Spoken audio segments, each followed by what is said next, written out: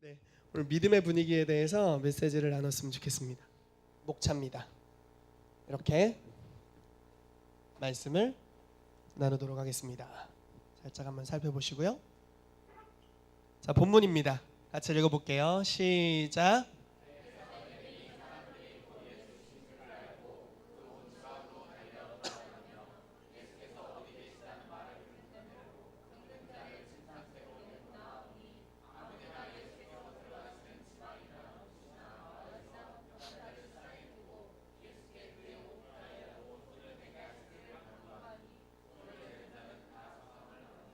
아멘. 하나님께서 올 한 해를 좀 이렇게 스펙타클하게 인도하신다고 믿습니다. 뭔가 주님께서 올해에 대한 특별한 계획이 있다라는 마음이 자꾸 많이 들어요. 지난주에 제가 이제 운전을 하고 어디를 가고 있는데 주님께서 이런 감동을 주셨어요. 이태가 작년에 교회를 인도하던 방식으로 올해를 인도하지 마라. 경고로 느껴졌어요. 인도하면 죽을 것 같은 그런 느낌 있잖아요.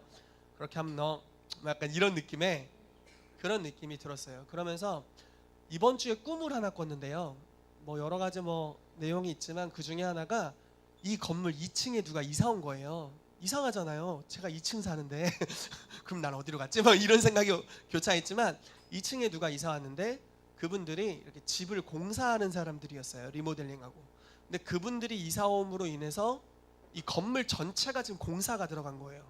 이사 온 사람이 왜 공사를 하지? 이해가 안 됐지만 꿈이니까요.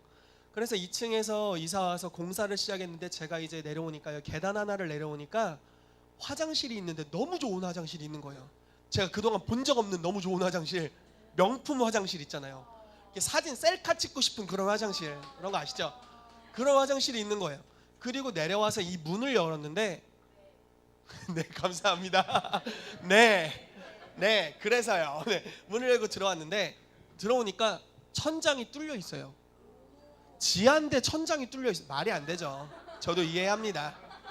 제가 정신없는 사람은 아니고 꿈이니까요. 들어왔는데 천장이 뚫려 있어요. 막 해가 비치고 있고 천장이 뚫려 있는 거예요. 그리고 바닥이 무너지기 직전의 바닥이었어요. 그러니까 공사 중인 거예요.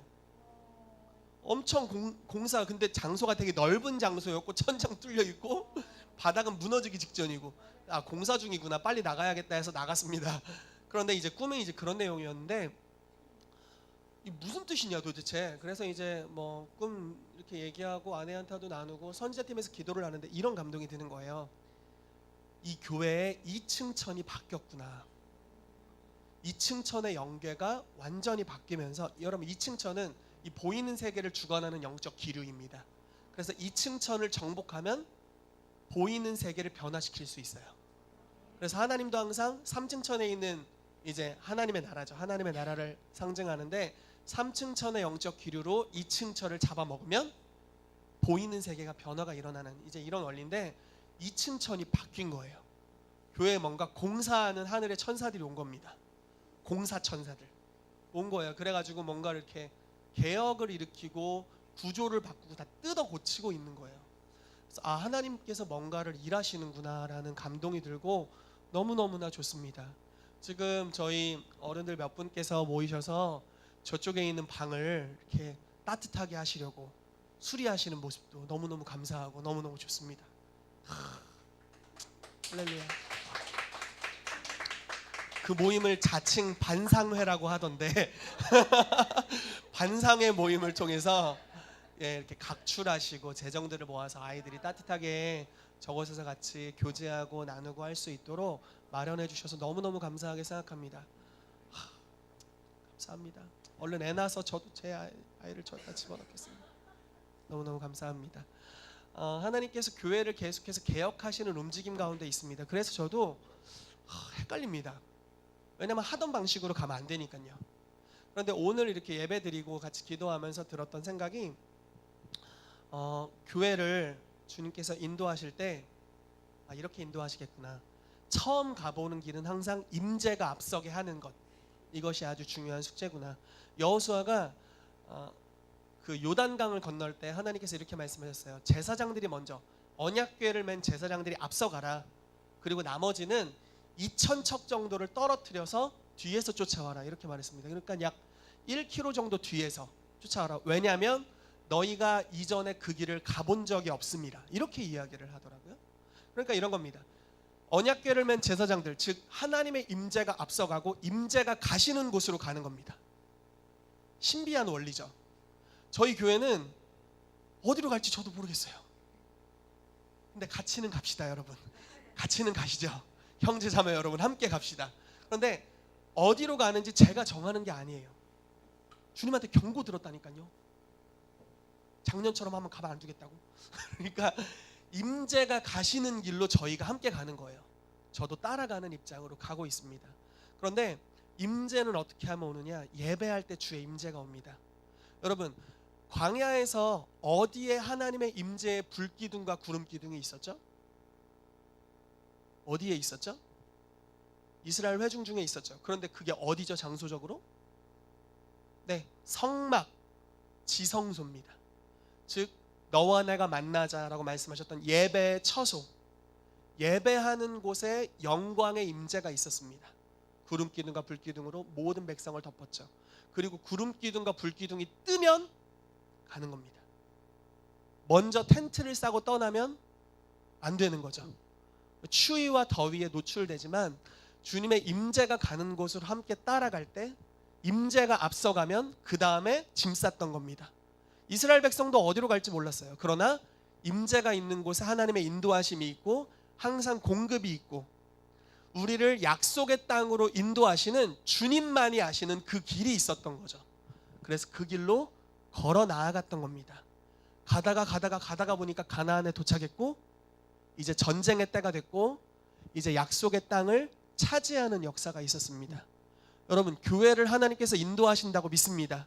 아멘. 이 교회의 예배 가운데 주님의 임재가 있다고 믿어요. 아멘이시죠? 임재가 있으면 이제 임재가 여러분들을 인도할 겁니다. 어떤 흐름을 가져다 줄 거예요.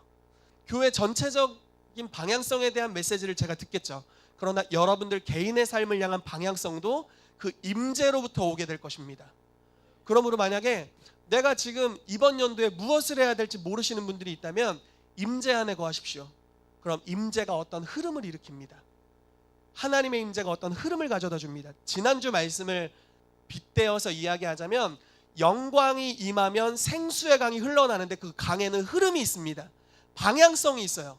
그 강의 흐름을 따라가면 우리가 창의람으로 인도함을 받게 됩니다. 그리고 그게 내 부르심의 길입니다. 이래도 모르겠으면 사도팀으로 견학하십시오. 할렐루야. 그러면 여러분들의 방향성을 알게 되는 기름 부으심이 그 사도팀 안에 있습니다. 계속적으로 우리가 비전을 나누고 있기 때문에 하나님이 내 삶에 주신 목적과 부르심과 비전을 나누고 있기 때문에 그 기름 부으심이 있어요. 그래서 그 모임에 저는 비전을 나누기가 힘들어서 못 가겠어요 이러시는 분들이 있을 수 있습니다. 그러나 오십시오. 오시면 사고체계가 바뀌게 될 겁니다. 사도적으로 변화될 거예요. 그러면은 이제 비전, 하나님이 주시는 비전이 무엇인지 알게 될 겁니다. 그리고 그 길로 갈 수 있게 됩니다. 이거 참 서론이 너무 긴데 교회는 사도와 선지자의 터 위에 세워져 있다라고 말씀하고 있죠. 예수님이 그 사도와 선지자의 터에 모퉁이 돌이 되세요. 그래서 예수 그리스도를 중심으로 사도와 선지자의 터 위에 교회가 이제 오중사역을 통해 세워져 가는 것입니다. 그렇기 때문에 사도성과 선지자성은 반드시 필요합니다. 여러분, 사도적인 기름 부으심은 무엇입니까? 하나님의 목적을 아는 자, 그리고 목적을 향해 삶을 성취해가는 자들입니다. 선지자적인 기름 부으심은 뭡니까? 계시를 통해서 예언적으로 인도하심을 받는 것입니다. 목자 되신 주님께서 우리를 선하게 이끌어 가시는 주의 음성으로 인도해 가시는 길입니다. 그러므로 여러분들의 삶에 반드시 하나님이 나를 이 땅에 왜 부르셨는지를 깨닫는 은혜가 있게 되기를 축복합니다. 아멘. 그리고 그 영역으로 성취에 들어가게 되기를 축복합니다. 작년보다 올해 더 많은 성취가 있게 되기를 축복합니다. 뿐만 아니라 예언적으로 여러분들이 인도하심을 받아야 됩니다. 임재가 움직이면 움직이고 멈춰서만 멈추는 그런 것 같이 그냥 내 삶에 내가 1시부터 예를 들어 아침 8시부터 저녁 10시까지 이렇게 살 거야 라고 계획표 이상의 삶을 살게 되기를 축복합니다. 주님께서 인도하시는 대로 살면 그 영적 계절을 따라 들어가게 될 것이고 여러분들은 제철 과일 열매를 먹게 될 줄로 믿습니다. 그래서 이 두 가지가 우리 모두에게 풀어지게 되기를 예수 이름으로 축복합니다. 아멘. 여기까지 서론이었습니다. 아멘. 오늘 믿음의 분위기에 대해서 말씀을 나누도록 하겠습니다. 자, 1번입니다. 아주 심각한 말씀이죠. 같이 읽어볼까요? 시작. 이 말 이해되십니까? 하나님의 나라는 민주주의가 아닙니다. 하나님 마음대로입니다. 킹덤이에요. 왕국입니다. 왕이 다스리시는 곳. 주님이 싫어요. 저도 싫어요. 저도 싫어요. 주님을 쫓아내. 불가능합니다. 그냥 네가 나가시면 됩니다. 네, 그분의 나라는 그분이 다스리는 나라. 싫으면 자기가 나가는 거예요. 하나님 나라는 다수결이 아니에요. 하나님의 나라는 믿음입니다. 믿는 자에게 손을 들어주신다라는 것입니다. 여러분, 엘리야가 몇 대 몇으로 싸웠죠? 850대 1이죠. 사실 850명은 이스라엘 대다수의 사람들 중에 뽑혀온 믿음이 강한, 하나님을 배역하는 믿음이 강한 자들이었습니다. 이해되시나요? 그 당시 이스라엘 전체가 배역했으니까요. 왕을 비롯해서. 그러니까 배역하는 믿음이, 말도 안 되는 소리인데 그냥 알아서 들어주세요. 배역하는 믿음이 강한, 그 중에 뽑혀온 선지자라 일컬어질 만한, 계시를 받는 우상의 능력으로 이적과 기사를 행했던 850명의 우상의 사람들이 모여 있었고, 엘리야 하나가 단독으로 있었습니다.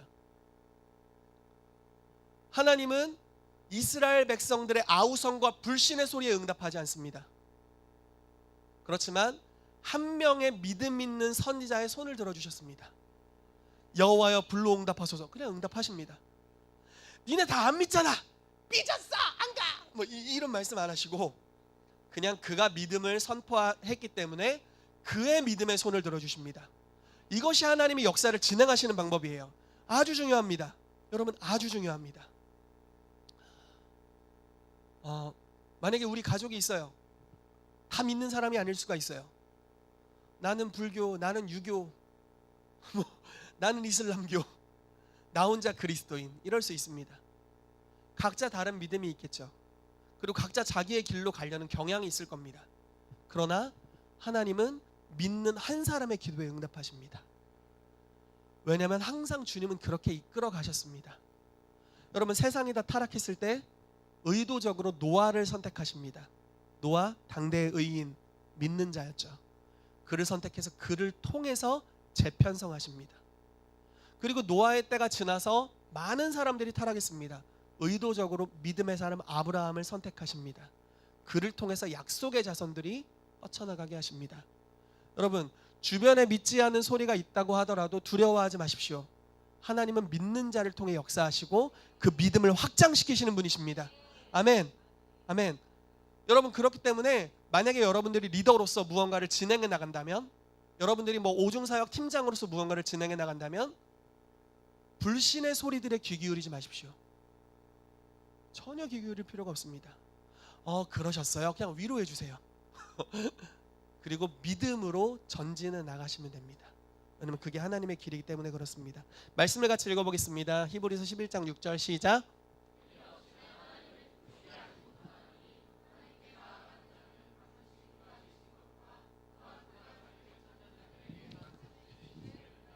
아멘. 믿음이 없이는 하나님을 기쁘시게 할 수 없습니다. 아멘. 아멘. 믿음으로 하나님이 일하심을 믿습니다. 아멘. 자, 믿음의 분위기입니다. 하나님의 말씀이 선포되고 그 말씀이 성취될 때 믿음의 분위기가 형성됩니다. 로마서 10장 17절 제가 많이 인용하는 말씀인데 같이 읽어볼게요. 시작. 그러므로 믿음은 들음에서 나며 들음은 그리스도의 말씀으로 말미암았느니라. 아멘. 마가복음 16장 20절 말씀입니다. 시작. 제자들이 나가 두루 전파할세 그 따르는 표적으로 말씀을 확실히 증언하시니라. 아멘. 말씀을 들을 때 믿음이 생기고 믿음으로 행할 때 표적과 기사가 따라옵니다.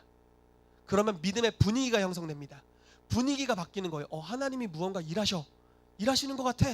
이런 분위기가 마구 형성되는 것입니다. 이 분위기가 오늘 설교의 주제입니다. 아주 중요합니다. 마가복음 5장과 6장의 사건들을 보면서 이 분위기가 어떤 방식으로 형성되어 가는지 우리가 한번 보도록 하겠습니다. 다 읽기가 너무 길어가지고 제가 요약해 왔습니다. 자, 5장에 나오는 세 가지 사건입니다. 거라사 지방 들어는 보셨나요? 네, 여기 귀신 들린 자가 있었습니다. 쇠사슬에 매어 있을 정도로. 근데 그 쇠사슬을 끊을 정도의 괴력을 지닌 귀신 들린 자가 있었죠. 이 귀신의 이름은 너무 많아서 군대였습니다.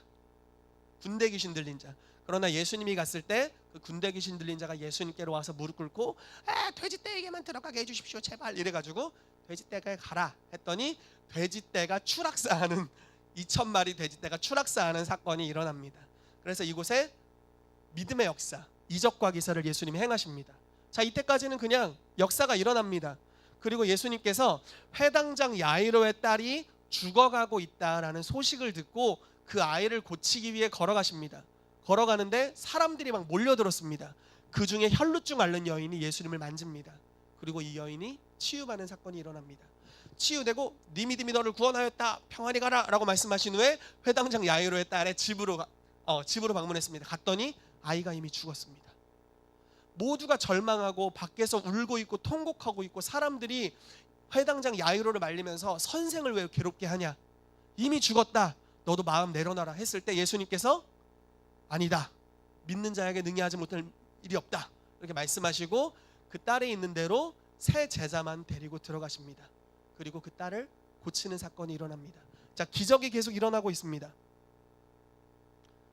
기적의 역사가 계속해서 일어나고 있어요. 그래서 예수님이 가는 곳마다 야, 예수님이 일어나니까 별일이 다 일어나. 대박. 예수님이 가니까 다 일어나. 다 돼. 막 대박이야. 막 치유 안 되는 거 없어. 죽은 사람도 살았어.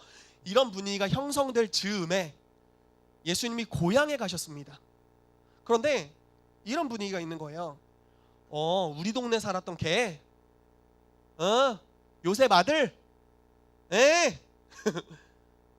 내 와이프의, 그러니까 내 매형, 이제 그 당시에 이제 예수님 동생들이 그 지역에 결혼하고 살았으니까요. 내 매형, 알아, 그 독특한 양반이지. 이런 육적인 눈으로 예수님을 바라보는 관점들이 형성되어 있는 고향으로 간 겁니다. 그랬더니 믿질 않는 거예요. 걔 옛날부터 좀 특이했어. 특이했지. 이상한 애였어. 12살 때 성전이 지 집이라 그러고 뭐 그랬어. 이러면서 이제 소문들이, 그냥 육적인 예수의 모습으로 인해서 믿는 분위기가 제한됐어요. 그 지역 가니까 예수님을 육의 눈으로 보는 거죠. 예수 걔 우리 동네에서 내가 어릴 때 잘 돌봐줬는데, 이런. 그러니까 예수님께서 믿음의 분위기가 아니니까 이적과 기사를 행할 수 없었다라고 마가복음에 써 있어요. 하나님도 역사하실 수 없었던 분위기. 그래서 소수의 병자에게 안수하여 고칠 뿐이더라 이렇게 기록되어 있습니다. 자, 이 사건을 맞이하고 나서 예수님께서 혼자 가시던 길을 조금 달리 하십니다. 이게 되게 의미심장했어요. 어떤 방식으로 하기 시작하시냐면, 자기와 같이 다니며 하나님의 말씀을 듣고 믿고 이적과 기사를 경험했던, 자기가 형제라고 불렀던 12제자를 둘씩 짝지어서 보냅니다. 자, 믿는 역사들을 경험했던 사람들을, 증인들을 둘씩 짝지어서 이적과 기사를 행하도록 파송합니다. 그리고 나서 우리가 아는 바와 같이 예수님의 제자들이 귀신을 쫓아내고 병을 고칩니다. 수많은 역사들이 일어났죠.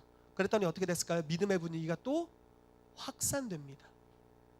이 확산되는 소식이 얼마나 퍼졌는지 그 당시에 이스라엘의 분봉왕, 그러니까 왕이었던 헤롯이 그 소식을 듣고 이렇게 말합니다. 죽은 요한이 살아났다. 즉 이런 말입니다. 믿지 않는 불신자도 하나님이 살아계시는구나 라는 소식을 듣는 겁니다. 그리고 자기 입으로 되뇌이게 되는 거죠. 와, 내가 믿진 않는데 진짜 하나님이 살아있긴 하구나, 이렇게 이야기하는 지경에 이른 겁니다. 그리고 나서 이제 다음 장으로 가봅시다. 예수님께서 지속적으로 이적과 기사를 행합니다. 자, 제자들을 보냈습니다. 제자들이 이적과 기사를 행합니다. 예수님이 계속 기적을 행합니다. 오병이어의 기적. 잠깐 와서 쉬어. 제자들 쉬게 하고 본인이 오병이어의 기적을 행하십니다. 그리고 나서 너네 잠깐 저기로, 저 동네로 가 있어. 나 기도하고 이따가 갈게 해놓고 밤에 무리를 걷는 사건. 예수님 무리를 걸으셔서 배로 오시는 또 다른 이적과 기사. 이 무리를 걷는 것 같나요? 그리고 나서 게네사렛이라는 지방에 이르렀을 때는 그 지방의 믿음의 분위기가 완전히 확산됐습니다. 자, 어느 정도 수준으로 확산됐느냐? 예수님이 갔습니다. 아무 말도 안 했어요. 그냥 제자들이랑 휙 갔어요. 그랬더니 사람들이, 예수님을 본 사람들마다 전도자가 된 거예요. 그냥 자기들이 소문내는 거예요. 야, 예수님 왔어, 예수님 왔어, 빨리 빨리 빨리 빨리, 예수님 왔어, 예수님 왔어, 빨리 와 이러면서 소문을 동네방네 내는 거예요. 병든 사람 있으면 다 데리고 오는데 어느 정도 수준이었냐면, 여러분 중병이면 교회에서 치유 집회 한다고 하면 안 오잖아요. 침대에 누워있는데 어떻게 와, 이렇게 핑계를 많이 대죠. 근데 진짜 나서 버리면 119를 불러서 데려오겠죠. 이해되시나요? 여러분 진짜 죽을 것 같으면 아프다고 병원 안 데려가나요? 무의식이어도 데려가잖아요. 그런 사건이 벌어진 거예요. 지금 병자를 침상채로 메고 왔어요. 못 움직이는 거야. 병자는 침상채로.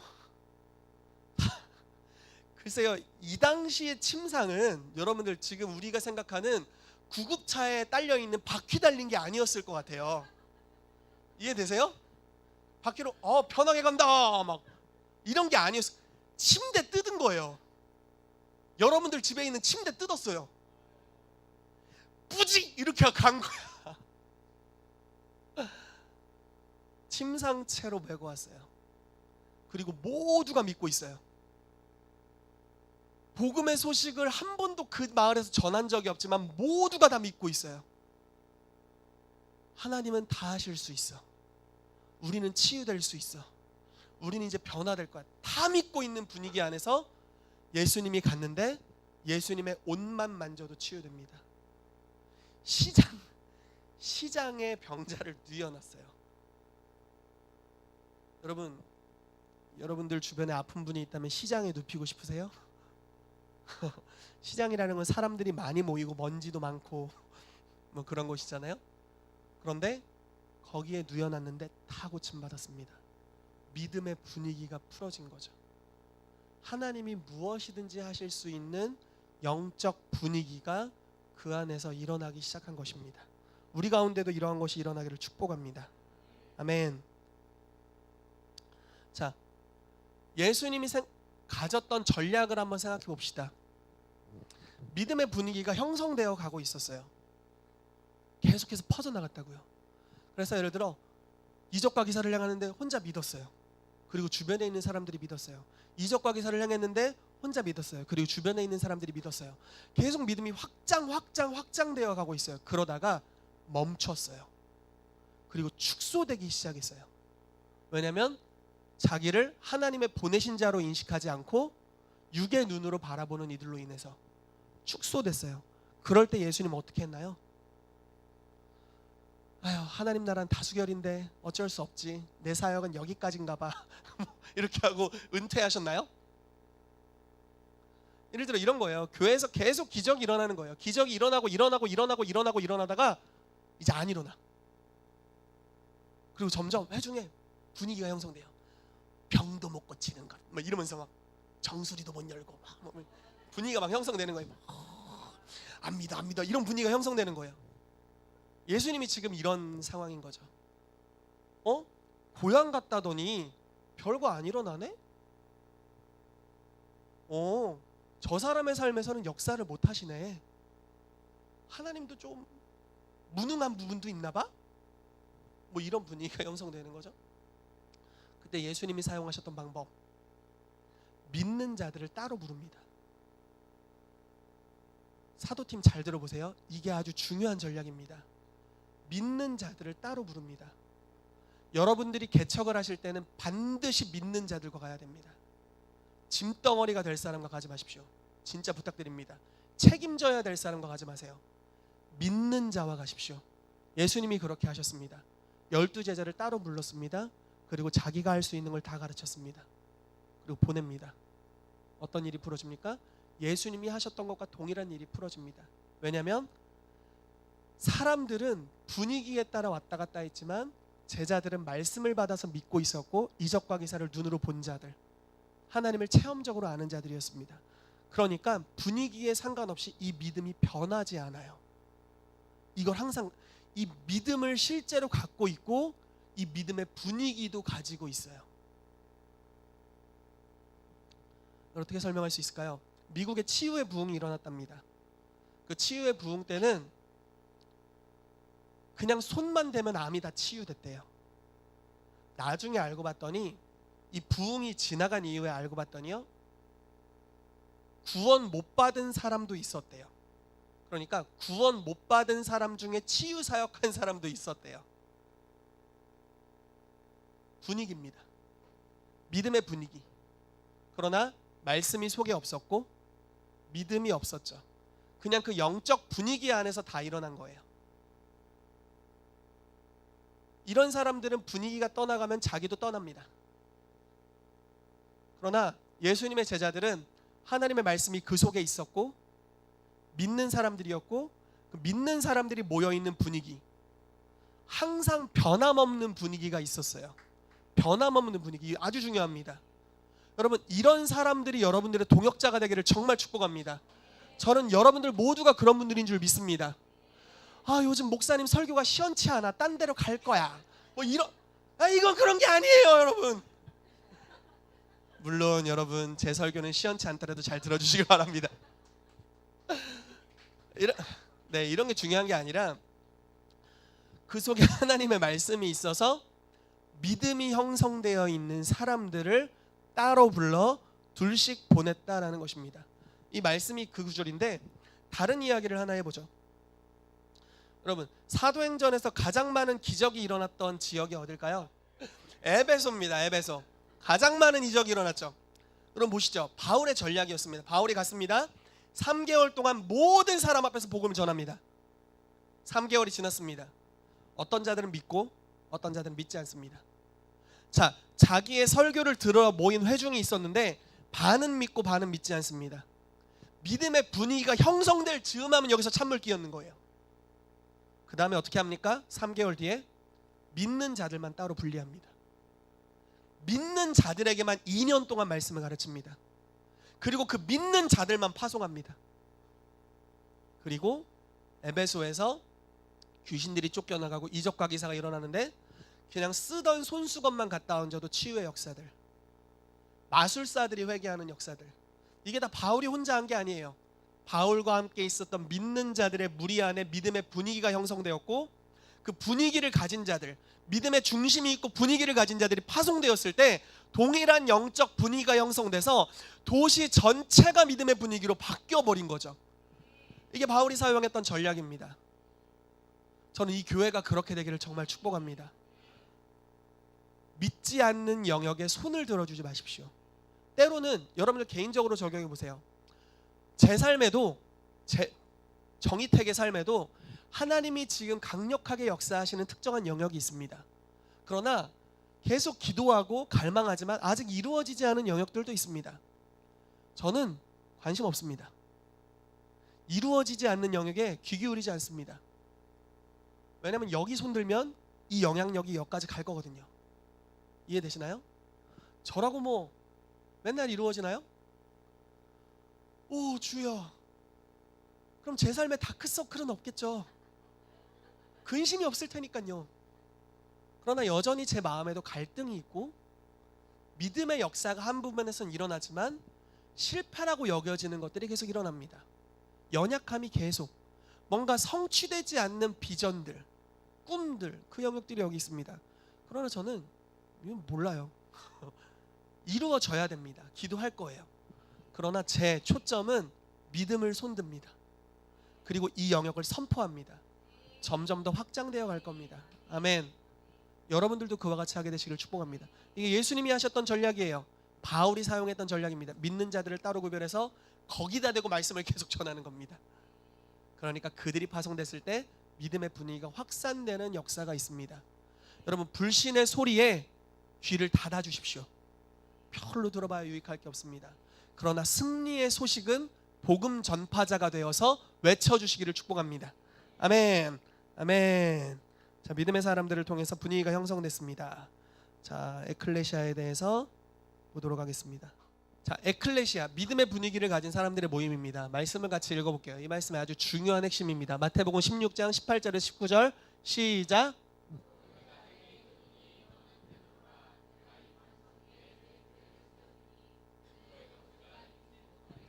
내가 천국 열쇠를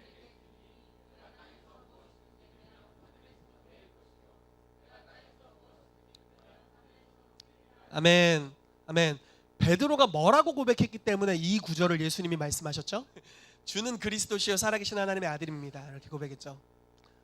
믿음의 고백이었습니다. 자, 그 당시에 예수님이 정치권에서 영향력이 있는 분이 아니었죠. 그리고 예수님이 서신 곳 가이사랴 빌립보, 뒤에는 제우스 신전의 우상들이 큼지막한 모습으로 위험 있게 우상으로 만들어져 있는 곳이었습니다. 그곳에 서서 그냥 한 인간처럼 보일 뿐, 아무것도 아닌 자처럼 여길 수도 있는, 고향에서 걔 예수 이렇게 취급할 만한. 그런데 그 예수님이 서셔서 너희는 나를 누구라 하느냐라고 했을 때 베드로가 일어나서 믿음으로 선포합니다. 주는 그리스도시요 살아계신 하나님의 아들입니다. 주님은 하나님의 보내신 분으로서 이 땅에 하나님의 일을 하시는 분이십니다. 고백하죠. 그리고 그것이 믿음이었습니다.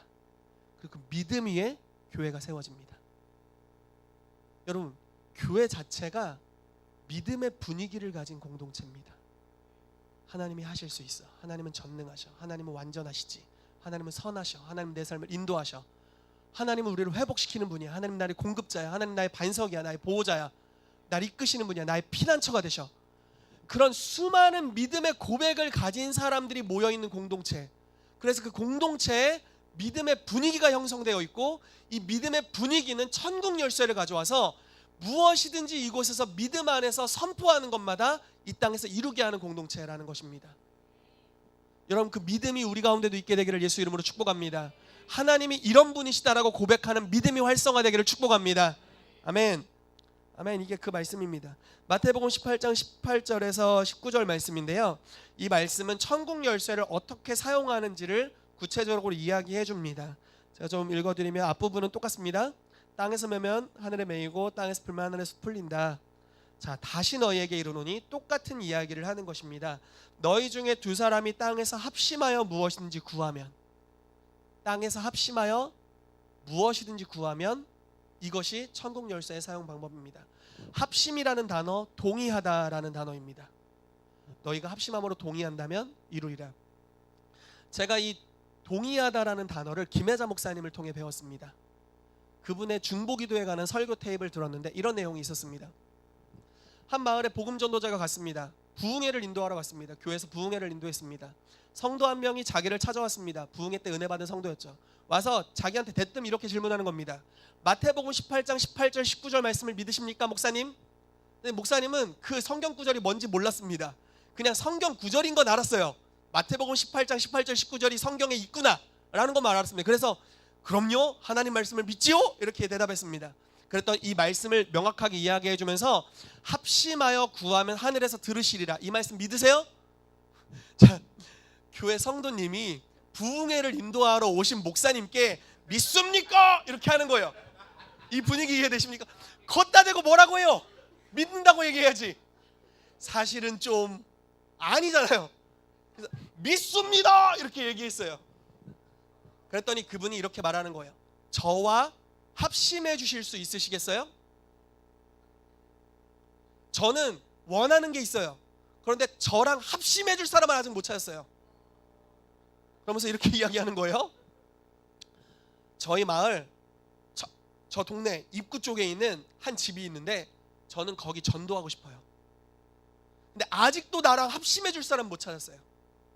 근데 목사님이 합심해 주시면 하나님이 응답하실 걸 전 믿습니다.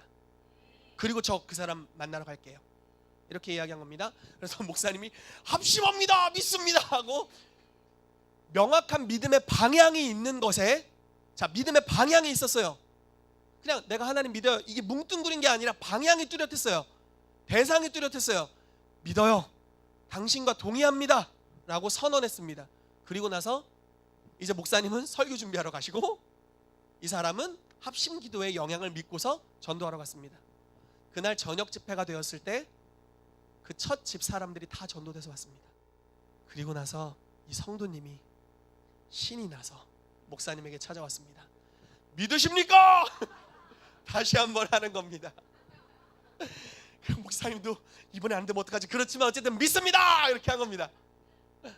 그리고 나서 또 간 겁니다. 또 전도대상자에게 가서 복음을 전했습니다. 그리고 그 집 사람들이 다음 날 저녁 집회에 참여했습니다. 이런 역사가 계속해서 일어나게 됩니다. 여러분, 믿음의 분위기를 가진 사람들이 모인 모임, 이것이 교회입니다. 합심할 수 있는 모임.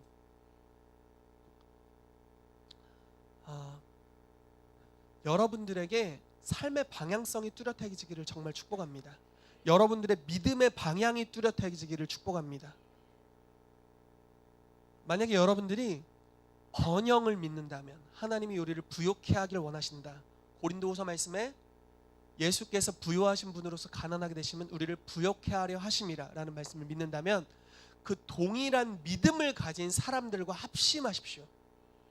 그러면 그곳에 번영에 대한 믿음의 분위기가 형성될 겁니다. 그럼 그곳에는 번영의 능력, 즉 천국 열쇠가 오게 되고 합심하면 이루실 것입니다. 이게 아주 중요한 부분입니다. 자, 영향력이 확장되길 원하신다라고 믿는다. 하나님은 내가 머리가 되길 원하시지 꼬리가 되는 걸 기뻐하지 않으셔. 이 말씀을 믿는다면 그 말씀을 믿는 그 방향성을 가진, 영향력을 가진 사람들과 만남을, 모임을 하십시오. 이것이 사도팀이 할 일입니다. 여러분, 사도팀 여러분 잘 들어보십시오. 이게 사도팀이 할 일입니다. 그런 사람들을 모으십시오. 그래서 동일한 믿음의 분위기를 형성하십시오. 그리고 천국 열쇠를 사용하세요. 그럼 영향력이 실제로 확장됩니다. 나는 하나님의 영광이 교회에 갇혀있는 것이 아니라 거리에서 영향력을 발할 수 있다고 믿어.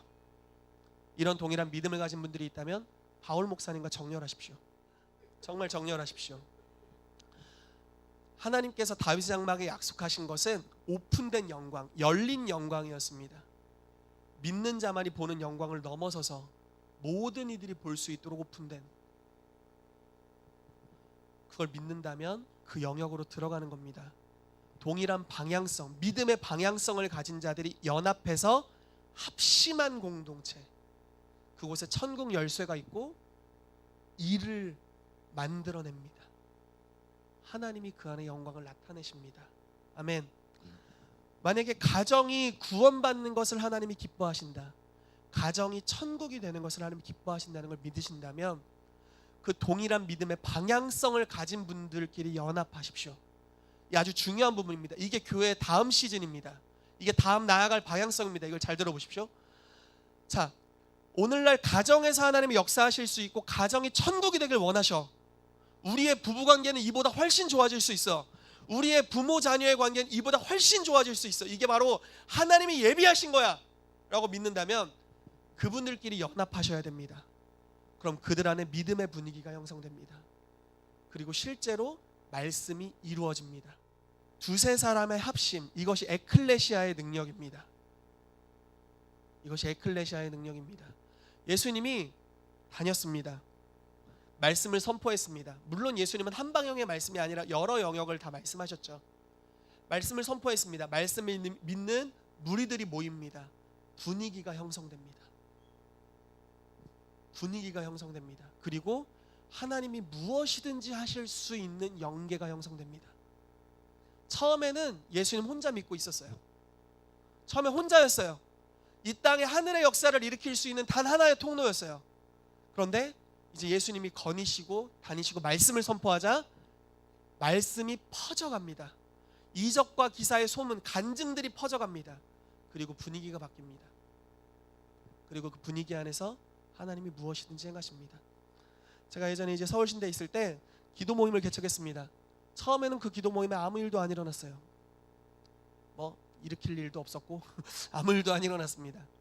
그런데 하루는 성령님을 초대하라는 감동이 있어서 한 6, 7명 되는 지체들과 이제 모임을 하고 있었는데 기도했습니다. 그 성령님을 초대하기 이전에 우리 마음은 다 제각각이었어요. 목적이 다 달랐거든요. 성령님이 오셨습니다. 그리고 나서 모두 성령으로 세례를 받았습니다. 그리고 나서부터 분위기가 형성되는 거예요. 뭘 하자고 하지 않았는데 전도를 가고 싶다는 겁니다. 여러분 아시죠? 제가 전도 어려워하는 거. 전도를 가자고 하는 거예요. 부천역으로 가자고. 이제 서울시내 소사역 쪽에 있는데 부천역에 사람들이 많거든요. 그래서 가서 일주일에 한 번씩 나갔습니다. 월요일 날은 찬양을 깊이 있게 하고 싶다는 거예요. 그래서 월요일은 찬양만 깊이 있게 한 2-3시간 했습니다. 손가락 부러지는 줄 알았어요. 화요일은 말씀을 듣고 싶대요. 주장창 설교만 했습니다. 수요일은 성령 사역을 했으면 좋겠대요. 성령의 충만을. 그래서 수요일은 성령 사역을 했습니다. 목요일은 전도 나갔습니다. 금요일은 이제 다 집에 가야 되니까 우리 다 기숙사 살았거든요. 그렇게 한 학기를 보냈습니다. 소문이 났습니다. 이곳에 오면 귀신 들려도 치유받는다. 왜냐면 실제로 맨날 귀신 음성 듣던 애들이 와가지고 변화되는 역사가 계속 일어나니까요. 이게 학교에 소문이 났습니다. 그래서 퍼져나갑니다. 그러니까 제가 초대하지 않은 사람들이 옵니다. 저 원래 초대를 잘 못하거든요. 되게 부끄러워하고 혼자 기도탑에 숨었던 은둔 형이었는데, 정초대 씨는 뭐야. 초대하지 않은 사람들이 오게 되고 학교에서 소문이 나고 동아리에서 소문이 났습니다. 어떤 동아리 선배가, 졸업한 동아리 선배가 찾아왔습니다. 네가 우리 동아리를 인수해라. 그럼 차를 선물로 줄게. 그래서 제가 이렇게 말씀드렸습니다. 형, 저 다음 학기에 다른 학교로 편입해요. 안녕히 계세요. 뭐 어떻게 할 수 없었어요. 그런데 이미 분위기가 형성된 겁니다. 오면은 변화된다라는 분위기. 이 분위기가 만들어져야 됩니다. 이 교회 안에서 또 사도팀이 개척하는 모임들에서 믿음을 굳건하게 가진 몇몇 사람, 2사람 이상이면 충분합니다. 그들이 모여서 분위기를 형성하면 분위기가 퍼져나갈 것입니다. 아멘. 그와 같은 역사 있게 되기를 축복합니다. 아멘. 자, 에클레시아, 파송된 공동체입니다. 아주 중요한 부분인데요. 에클레시아, 우리가 설명을 많이 했죠. 교회의 원어이고요. 당시의 사회적 용어입니다. 파견된 군대 또는 총독부, 이것을 에클레시아라고 했습니다. 그래서 예수님께서 파송하십니다. 공동체, 믿음의 분위기를 가진 사람들을 특정한 지역으로 목적이 있는 곳으로 보내시고 계십니다. 이게 누가복음 10장 1절과 마가복음 6장에 있는 말씀입니다. 같이 읽어보겠습니다. 시작.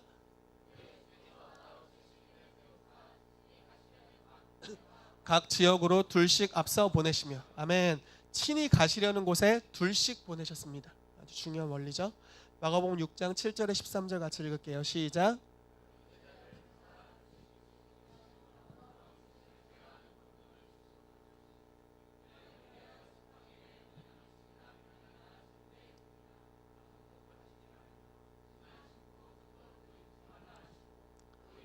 어디서든지 누구의 집에 들어가거든 떠나기까지 거기 유하라. 어느 곳에든지 너희를 영접하지 아니하고 너희 말을 듣지도 아니하거든 거기서 나갈 때에 발 아래 먼지를 떨어버려 그들에게 증거를 삼으라 하시니 제자들이 나가서 회개하라 전파하고 많은 귀신을 쫓아내며 많은 병자에게 기름을 발라 고치더라. 아멘. 자, 파송된 공동체입니다. 여러분, 우리는 이미 파송돼서 여기 있습니다.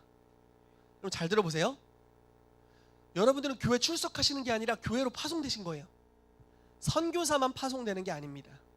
교회 자체가 파송된 공동체입니다. 여러분들은 하늘로부터 보내심을 받아 이 땅에 온 줄로 믿습니다. 그리고 이제 여기서 또 가셔야 됩니다. 곧 사도팀에서 사람들을 보낼 생각입니다. 그런데 여러분, 보낸다는 것이 이 교회를 나가는 것도 보내는 겁니다. 그러나 교회 안에 머물면서도 보낼 수 있습니다. 우리 안에 재정적인 관심이 있고 번영을 믿는 사람들의 모임이 생겼으면 좋겠어요. 이해되시나요? 나는 부요함으로 영향력을 발하고 싶고 하나님 나라의 보급부대가 되고 싶습니다. 가치 있는 사역과 비전 가운데 저의 재정을 들여서 공급하고 싶습니다 하시는 분들이 모이는 재정 공동체가 하나 있어야 된다고 믿습니다. 아멘. 자주장사 루디아와 같은 그런 사람들이 일어나야 되고요. 또 한 그룹에서는 우리 원예지 자매님 지금 예술인들 모임을 하려고 준비하고 있습니다. 이미 하고 있고 더 많은 사람들을 콜링하고 있는 사람들이 붙여지고 있답니다. 제가 진짜 믿는 것은 거기에 창조적인 기름 부심이 올 겁니다. 정말 이 세상에 없었던, 세상이 귀 기울이고 싶어할 만한 아이디어들과 계시들이 쏟아부어질 것을 믿습니다. 왜냐하면 믿는 자가 있고 믿는 자들이 함께 모여서 믿음의 분위기를 형성하고 있기 때문에 거기는 예술 영역에 대한 천국 열쇠를 가지게 될 것입니다. 이런 것들이 필요한 겁니다. 쇼핑몰을 하기 원하신 분, 네, 농담이었습니다. 만약에 우리 가정에 하나님의 나라가 임하길 원한다, 부부관계, 자녀와의 관계, 또 가정들이 구원받고 예배들이 회복되길 원한다 하시면은 우리 최 집사님과 정미애 집사님 찾아가십시오. 정말 공동체를 이루어야 됩니다. 여러분, 이거 농담 아닙니다. 지금 행정적으로 진지하게 말씀드리는 겁니다. 네, 아주 사뭇 진지합니다. 제가 지금 가서 모임을 만들자고 하는 거예요. 우리 모임 같이 할까요? 이렇게 얘기하는 겁니다. 그래서 모임을 형성하고 같이 기도하면 가정에 임하는 하나님의 영광에 대한 믿음의 분위기가 형성되고, 그럼 하나님이 그 가정에 어떤 일이든 하실 수 있습니다. 여러분, 저는 좀 약합니다. 그 부분 솔직히 말씀드려서요. 저쪽으로 가야 됩니다. 예술 약합니다. 물론 이해하시는 바, 육적으로 보기에도 약해 보이지만 저쪽으로 가셔야 됩니다. 다 각자의 보내심 받은 영역이 있고 방향성이 있습니다. 저는 저의 방향성을 알고 있습니다. 저는 갈 데가 있습니다. 선교 막 여러분들도 여러분들이 갈 데가 있습니다. 그곳으로 가시고 무리를 형성하십시오. 지금 요즘 박경준 전사님이 이제 캠퍼스 사역에 대한 이제 계시와 감동들이 있어서 그걸 준비하고 있습니다.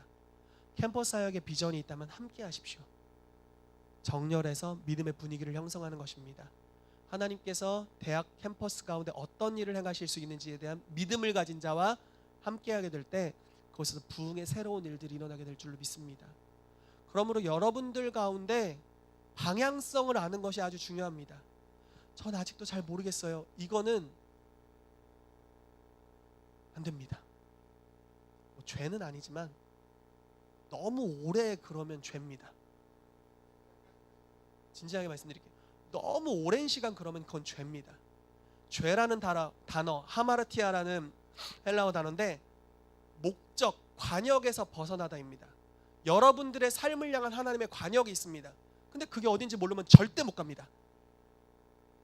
반드시 알아야 됩니다. 잠깐 모를 수 있지만 모른 지 40년, 50년 됐어요. 죄입니다.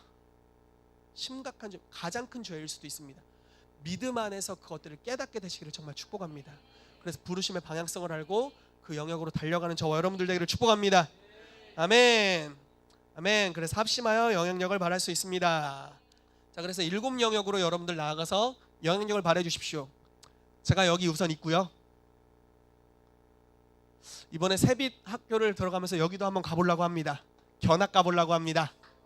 그래서 영향력을 바라고요. 아직 못 가봤습니다. 우리 이호세 형제님이 잘 부탁드립니다. 이쪽으로 잘 해주시길 부탁드립니다. 할렐루야. 정미애 집사님 잘 부탁드리고요. 최 집사님 잘 부탁드립니다. 아빠! 할렐루야! 엄마! 와! 자, 미디어 영역 잘 부탁드립니다. 예, 우리 원예 지자매님 잘 부탁드립니다. 예술연예 이쪽도 많이 관련이 있겠군요. 잘 부탁드립니다. 정부가 아직 없네요. 공무원이여 일어날지어다.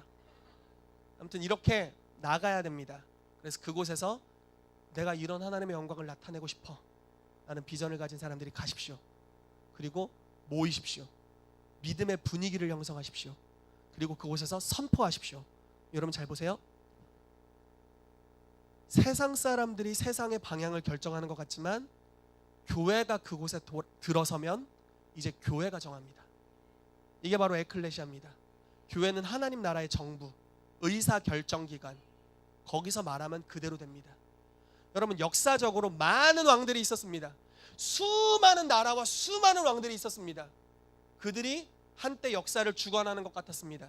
그러나 열방의 왕이신 예수 그리스도께서 교회를 통하여서 복음으로 나라들의 방향을 결정하고 계셨습니다. 그리고 마지막 날에 그것이 여실히 드러나게 될 것입니다. 교회가 그분의 대리자로서 서야 됩니다.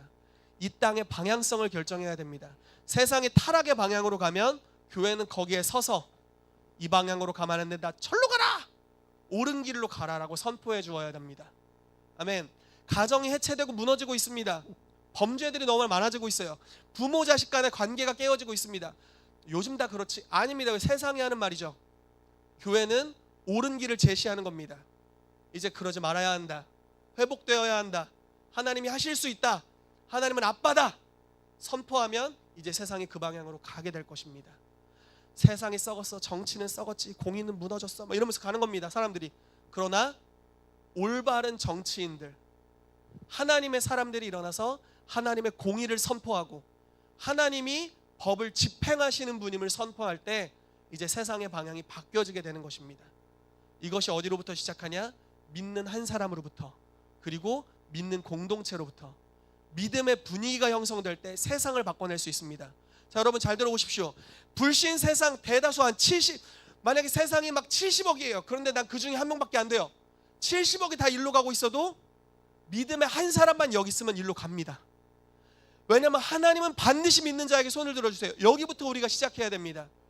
세상에 눌리지 마십시오. 그들에게 영향력이 없습니다. 여러분들이 빛입니다. 아멘. 여러분들이 영향력을 발하는 사람들이에요. 여러분들이 의사를 결정하는 사람들입니다. 이 땅에 나아갈 방향이 여러분들로부터 설정될 거예요. 그래서 믿음으로 서서 믿음의 분위기를 가진 사람들이 모여서 이 영역의 방향을 여러분들이 결정하십시오. 하나님은 선하시다. 하나님은 창조주이시다. 하나님은 우리를 가르치신다. 하나님은 우리를 다스리신다. 선언하게 될 때 거기로부터 시작해서 하나님의 영광이 세상에 드러나게 될 줄로 믿습니다. 아멘. 같이 기도하도록 하겠습니다.